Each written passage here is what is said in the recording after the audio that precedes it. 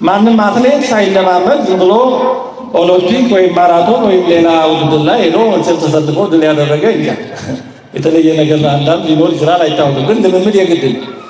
በተለያዩ የውድድር መድረኮች የሚያሸንፉ የሚወዳደሩ አትሌቶች በእንጦጦ አቀበት ቁልቁለት፣ በደብረ ዘይት መንገድ፣ በሌሎችም በዚህ በሱሉልታ መቼም ሲወጡ ሲወርዱ አልፎ አልፎ እናያለን። ለምን ሳይለማመዱ የውድድር ሜዳ ገብቶ ማሸነፍ አይቻልም? ከየት ይመጣል? እንደው ዝም ብሎ ከመንገድ ተነስቶ ማሸነፍ አይመጣም። ክርስትና ሳይለማመዱ ወደ ፍጹምነት መድረስ አይቻልም። የምንፈልገውን መሆናችንን ከመሬት ተነስተን እንደ የሆነ ስብከት ስለሰማን አንድ ቀን ውሳኔ ስለወሰን በሚቀጥለው ቀን የምንፈልገውን ሰው ቁጭ ልንል አንችልም። እንዴት ብሎ ምታት አይደለም፣ ሂደት ነው። ሂደት ይፈልጋል። ያ ሂደት ደግሞ ተግባራዊ የሆነ ልምምድ ፕራክቲስ ማድረግ ይፈልጋል። እንደሚባለው የውሃ ዋና ውጭ ሆኖ አይለመድም ይባላል።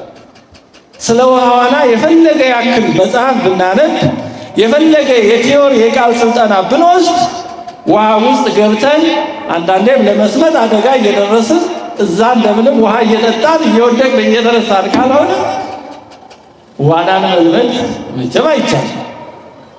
እስኪ የመኪና መንዳት ትምህርትን አስቡ። እንግዲህ የመንጃ ፈቃድ የወሰዳችሁ ትኖራላችሁ። ቲዮሪው አለ። ቲዮሪ ብቻ ግን በእንጃ መኪና መንዳት ያስችላል?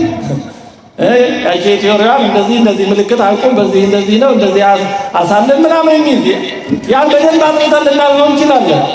ግን ያንን ስላለፍን በጥሩ ውጤት ብቻ በቃ ይኸው መኪና ንዱ ብንባል እንነዳለን። ካልተለማመድን ክርስትናም እንደዛ ነው። ስለዚህ መለማመድ ያስፈልጋል። የጸሎት ሕይወትን ገንዘብ ለማድረግ መለማመድ ያስፈልጋል። መጀመሪያ ጸሎት ስንጀምር ደስ ላይለን ይችላል፣ እንቅልፋችን ሊያስቸግረን ይችላል፣ ስልቸታ ሊመጣብን ይችላል፣ ይመጣል። አይምሯችን ሊባዝን ይችላል። ሌላ ጊዜ ትዝ ብሎን የማያውቀው ነገር ጸሎት ስንጀምር ሁሉ ትዝ ሊለን ይችላል። በቃ አታቋርጥ። ደስ ስላለን አይደለም የምንጸልየው። የሆነ ለየት ያለ መንፈስ ይሰማን ብቻ። እንደውም እንደዚህ አይነት ስሜቶች አደገኛዎች ናቸው፣ መጥፎ ናቸው። በስሜት መታለል የለብንም። ስለዚህ ለጸሎት ስንቆም ምንም አይነት ስሜት ይሰማንም አይሰማንም፣ ህሊናችን በአንቃይዶ ከፍ ይበልም አይበልም፣ ግን መታገል አለብን። እግዚአብሔር የሚያየው ያን ጥረታችን ምን ያህል ህሊናቸው ተሰብስበዋል፣ ምን ያህል እኔን አስበውኛል አይደለም፣ ጥረቱን ነው እግዚአብሔር የሚያየው።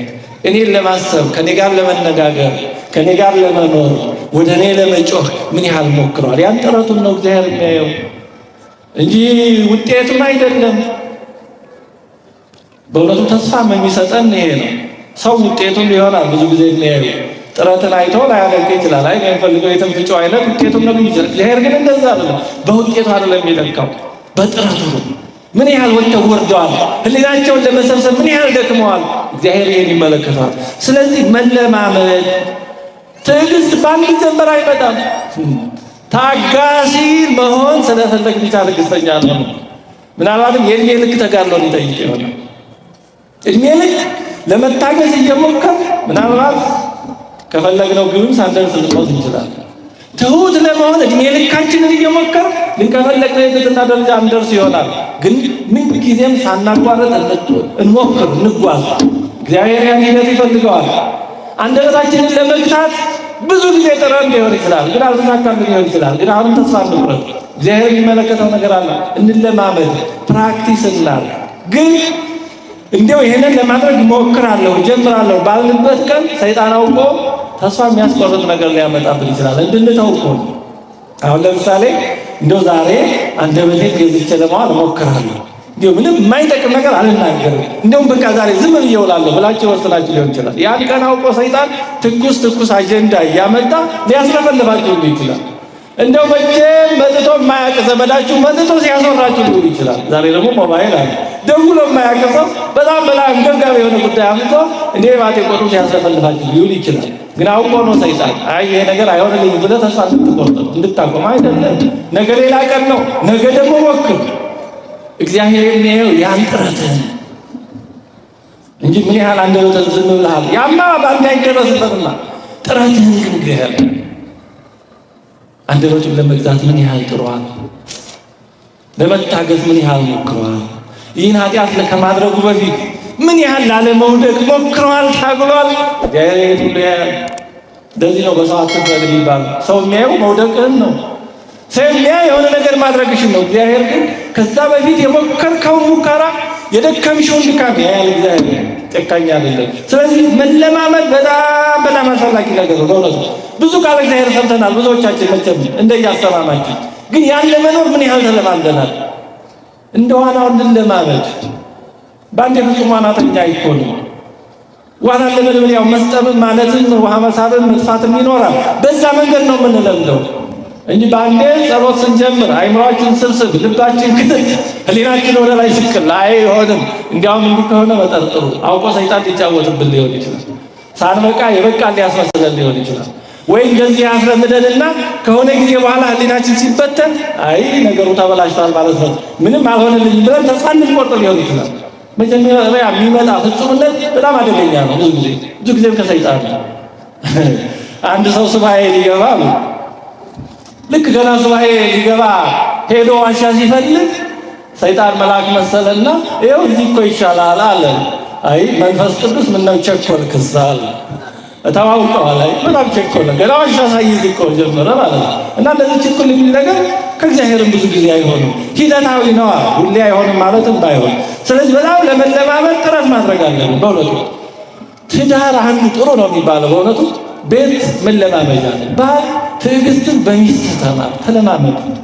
ሚስትን ባልሽን በማገልገል ባልን ሚስትህን በመውደድ ፕራክቲስ አድርጉት። ይቅርታ ቤት ተለማመዱት። ልጆቻችሁን አለማምዷቸው።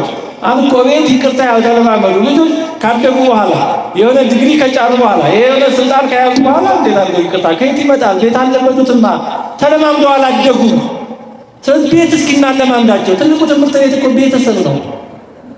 ባል ሚስቱን ይቅር ሲል ሲወድ፣ ሚስትን ባሏን ይቅር ስትታዘዝ ሲያዩ ልጆች ይማራሉ። ልጆችም እርስ በርሳቸው ይቅርታ ሲጠያየቁ፣ ወላጆቻቸውን ይቅርታ ሲጠይቁ ካዩ እየተለማመዱት አደጉ ማለት ነው። ከዛ በኋላ ይቅርታ ጠይቅ የሚባል ትልቅ ሰው ከሆነ አዲስ ነገር አለ፣ ያደገበት ነው።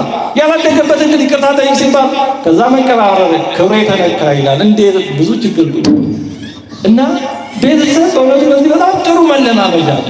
ስለዚህ በቤተሰብ ሆነ በብቻ በየትኛው መንገድ ግን ክርስቲያናዊ ነገሮችን እንለማመድ። ካልተለማመድ ነው መቼም አይመጣም።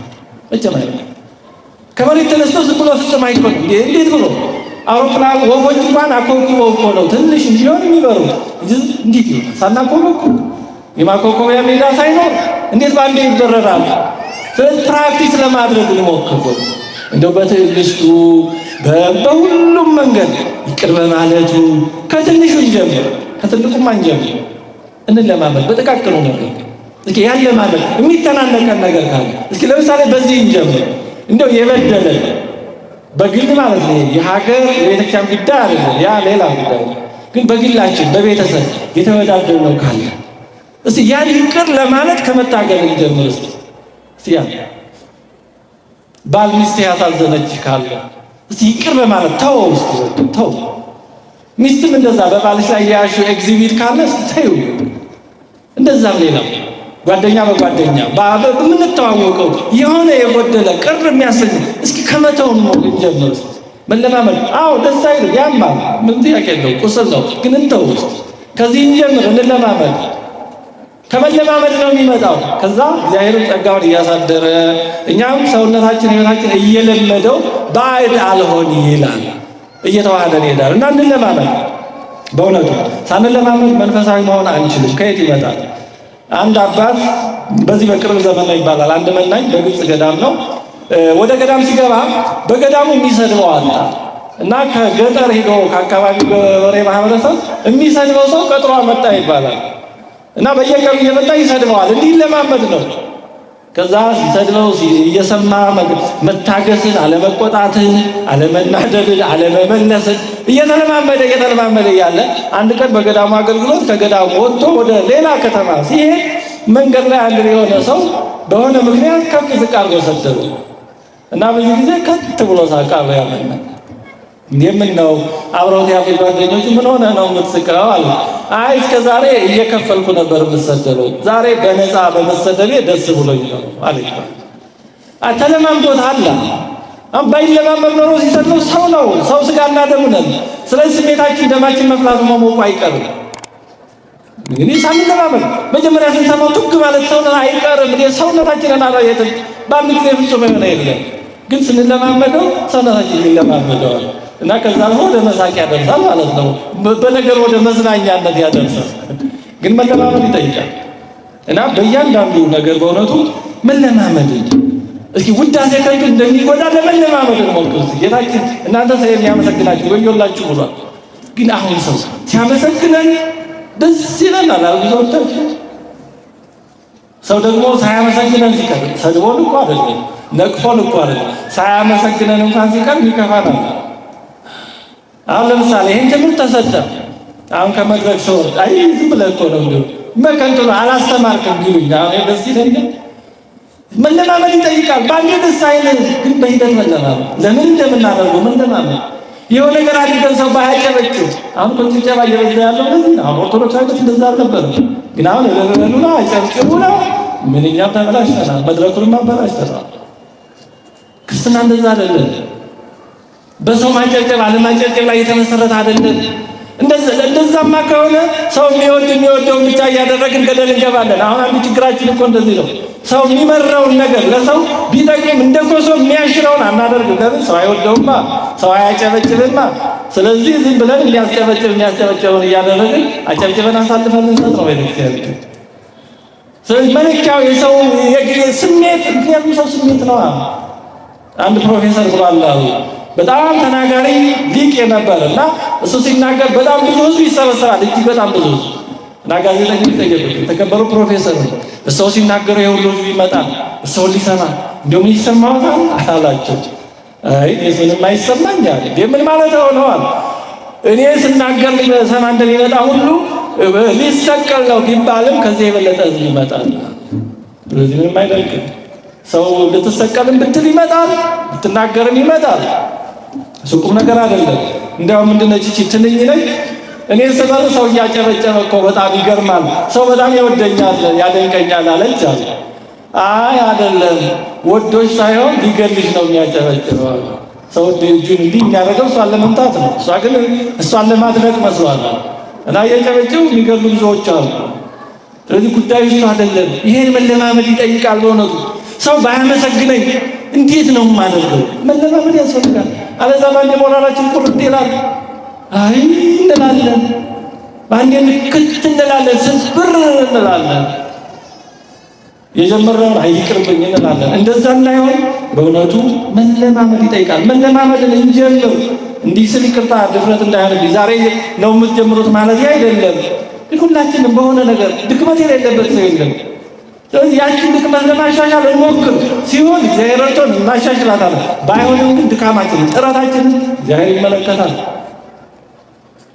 ተጋድሎ ማለት እኮ ይሄ ነው። ተጋድሎ ማለት ይሄ ነው። የሆነን ድክመት ለማሻሻል የሚደረግ ተጋድሎ ይሄን እግዚአብሔር ይመለከታል። በአንድ ወቅት አንድ መናኝ በገዳም ሲኖር ምን አለ? ምንም ብዙ ለውጥ አላመጣሁም አለ። እኔ አልኖርኩ፣ ምንም ብዙ አልተለወጥኩም እና እንደው ልተው ገዳማ ህይወት ምንም ከፈለኩት ምንም ያሳካሁት ነገር የለም ብሎ አንድ ታላቅ አባት ጠየቀ። የአባት አንድ ነገር ብቻ አድርጋሉት። እሱ ምንድነው? በቅርጫት ውሃ አምጣ። በቅርጫት ውሃ ይመጣል። መታዘዝ ስላለበት ሄዶ መጣ። ያው ቅርጫቱ ነው የሚመጣው። 7 ጊዜ እንደዚህ ያደርጋሉ። 7 ጊዜ አመላለሰ። ከዛ በሰባተኛው እንደው ምን ለውጥ አያው? ምን ለውጥ አለ? እንደሚታወቀው ነው። ግን ቅርጫቱ ግን መጀመሪያ ከነበረው ጠራ ብሏል። ሄቻ ነው ቅርጫቱ አላመጣም፣ ግን ትንሽ ጠራ ብሏል። ይወጣ ትልቅ ልዩነት። ስለዚህ እግዚአብሔር ቃል ሰምተን መንፈሳዊ ለመሆን ሞክረን ራሳችንን ከእግዚአብሔር ጋር ለመለማመድ ጥረት አድርገን ግን ያየነው ውጤት ላይኖር ይችላል። ግን እኛ የማናውቀው የሆነ ግን አለ ይኖራል። እግዚአብሔር ደግሞ ያን እንድናውቀው ብዙ ጊዜ አይወድም። ለምን? እንዳንታበይ ይችን አገኘው ብለን ደግሞ ያችን እንዳናጣት ነው። ግን ለውጥ ይኖረዋል፣ ምንም ጥያቄ የለው።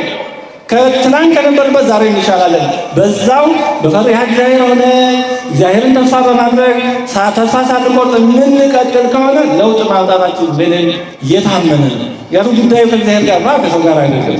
ስለዚህ እንዲህ ባሉ ነገሮች መለማመድ ለማድረግ ጥረት ማድረግ ይገባል። እንዲያው ዕለቱን ካልበቃው ዕለቱን ለውጡን ካላየው ተስፋ የለውም ከሚል ቀቢጸ ተስፋ መጠበቅ ይገባል።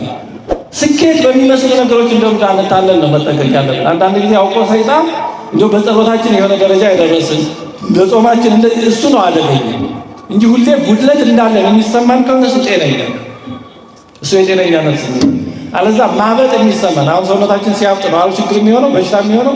ስለዚህ ልቡና የሚያሳብጥ እንዳንገባ ሁሌ ድካማችንን እያሰብን